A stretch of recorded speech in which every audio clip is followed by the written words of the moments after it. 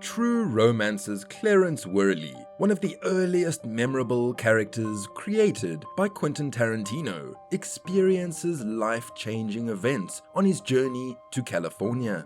He has murdered a man, married a prostitute, and managed to escape with a suitcase full of narcotics he intends to sell to a Hollywood producer. When Clarence examines his reflection in the bathroom mirror, he is not technically speaking to himself. He is rarely communicating with what looks to be his subconscious ego, manifested as Elvis in a golden shirt. Clarence, one of Elvis's greatest fans, receives emotional support and encouragement from his incarnation of Elvis. The scarcely seen image of the king works as a proxy for Clarence as he gains confidence in the face of gunfire, the mob, and the police.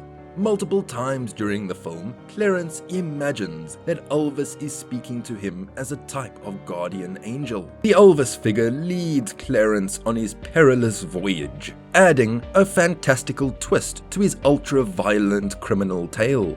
Elvis repeatedly tells Clarence, "I like you, Clarence. Always have, always will." Welcome to Relentless Man. Hit the subscribe button, the like button, and the notification bell. Share our channel and look out for our up-and-coming videos.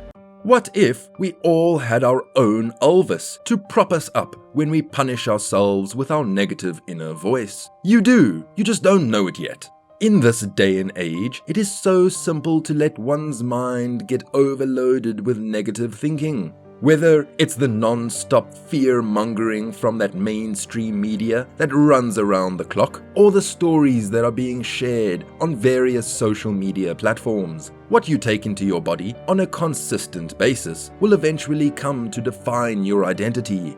Because of this, it is of the utmost importance to cultivate a habit of continually checking your internal monologue and evaluate what it is that you say to yourself on a regular basis.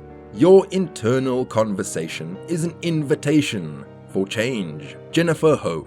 What is inner dialogue and where does it come from? Contrary to what some may claim, talking to oneself is not insane.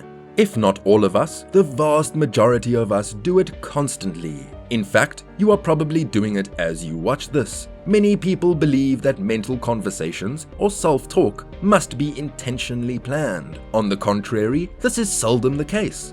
Your internal conversation consists of the feelings, emotions, and voices, and other mental phenomena that make up your mental landscape. Inner monologue or self-talk typically does not occur in most individuals until about the age of 3, and then only in a rudimentary form. This self-talk is often of an inquisitive kind, taking the form of questions and comments, as the child strives to position themselves within their surroundings and the world. This self-talk is often neutral and quite innocent. As the child matures, he develops more complicated methods of organizing and classifying the surrounding world into a conveniently accessible piece of information. This is referred to as a paradigm. As an individual's life progresses, they begin to incorporate what others say about them into their mental landscape in order to form their perspective on reality. This is naturally reflected in their internal dialogue. Unfortunately, a substantial amount of negative mental influences permeates the subconscious minds of many people, which unavoidably affects their self-talk. This then becomes a routine and works automatically. Negative self-talk makes life much more challenging than it has to be. Your inner voice creates your outside world. How can this be? How can something you say to yourself affect what happens to you? According to an esoteric rule of psychology, what you see as reality is your inner world pushed outward. We all see the world in a certain manner, which entails that we all behave in some ways that will produce visible impacts in the world. Here's an example of how outside influence and your inner voice affect your world. Suppose you want to start a company. You're motivated and enthusiastic, and why shouldn't you be? This, in your mind, will give you a better life. You tell those around you of your decision. They are pleased for you. You inform your parents that you are doing it, and they are less than enthusiastic. They say that starting a new business is too risky. Or, do you have the knowledge or skills to run your own business? Why not just stick to your current job? This shatters your confidence to the core. You begin to have doubts, but you disregard them and go for it anyhow. However, you just cannot forget what your parents said. In the end, they are providing you with an honest review, right?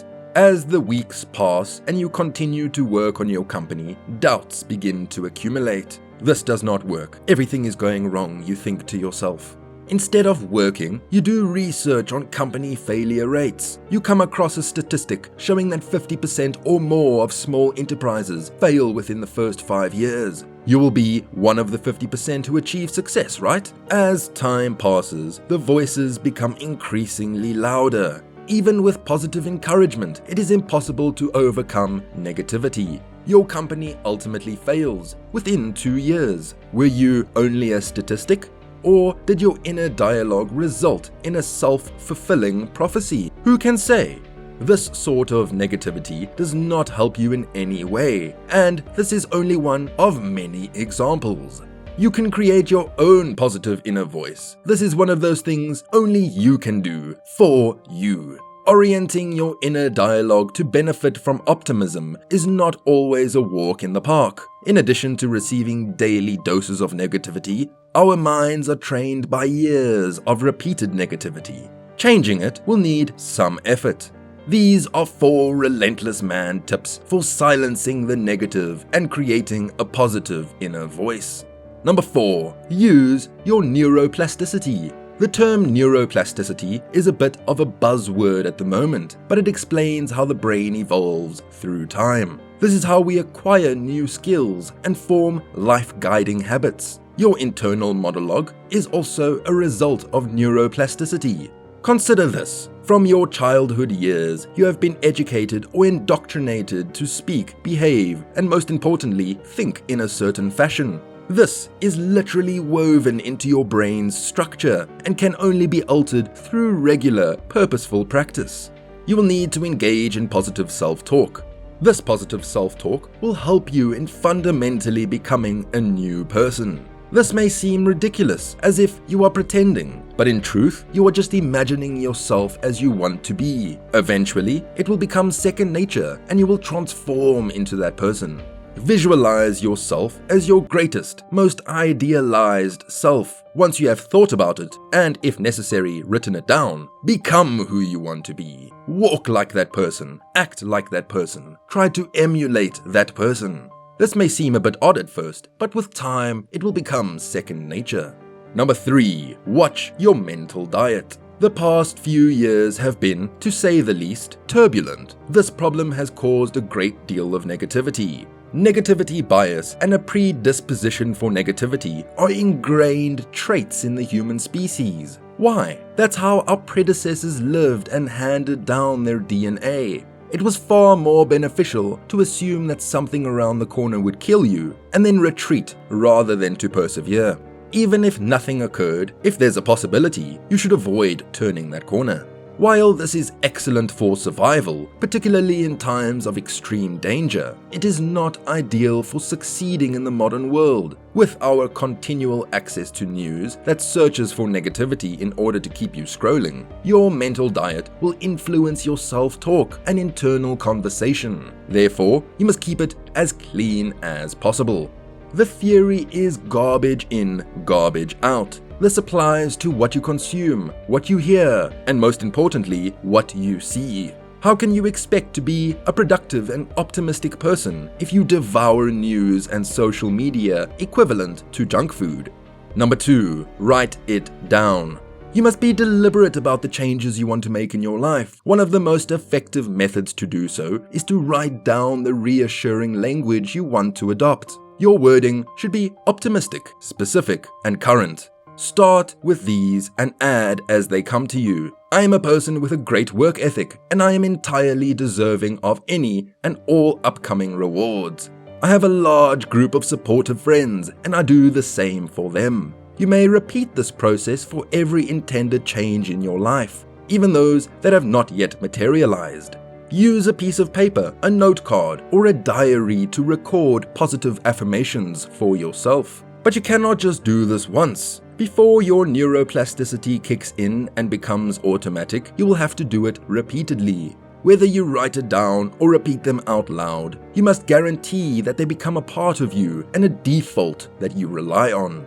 Number 1. Cut down on social media. Most people in the modern internet age are unable to refrain from using social media. It has made its way to our desktop internet displays, our mobile devices, and even our televisions. While internet access and even social media have done a great deal of good for the world, there are a multitude of unforeseen consequences that many people may not even be aware of. Many of these impacts is the capacity for critical thought. You are more prone to negative influences, which can be found everywhere on the internet, if you lack the ability to think critically and independently. What is the solution? Reduce your use. This will be difficult for many individuals, particularly if they've built their whole lives on the internet, but it must be done if you want to affect your capacity to engage in positive self-talk. Make it a priority to reduce the daily amount of time you spend online. Another way to block out negativity is to make it a priority to limit the amount of time you spend on questionable and low-value information, such as the news and social media browsing. Spend a month reducing the time you spend online by 5 minutes every day. At the end of 30 days, if you are diligent enough, you will have reduced your internet use by about 3 hours. These hours could be spent on positive activities, time spent with loved ones, or time spent with yourself. Your internal voice is a blend of what others have told you and your evaluation of those statements. You have been indoctrinated with a host of aspects from a young age, from which we construct our mental image of the world and our role in it. Some individuals find this programming to be a good thing, while others found it to be profoundly detrimental. These inner talks we hold with ourselves influence our behaviors and responses in the actual world. Therefore, we must aim our self-talk to be more constructive and positive than destructive and negative. Be your own Elvis. Thank you for watching Relentless Man. Hit the subscribe button, the like button, and the notification bell. Share our channel and look out for our up-and-coming videos. Until next time, guys.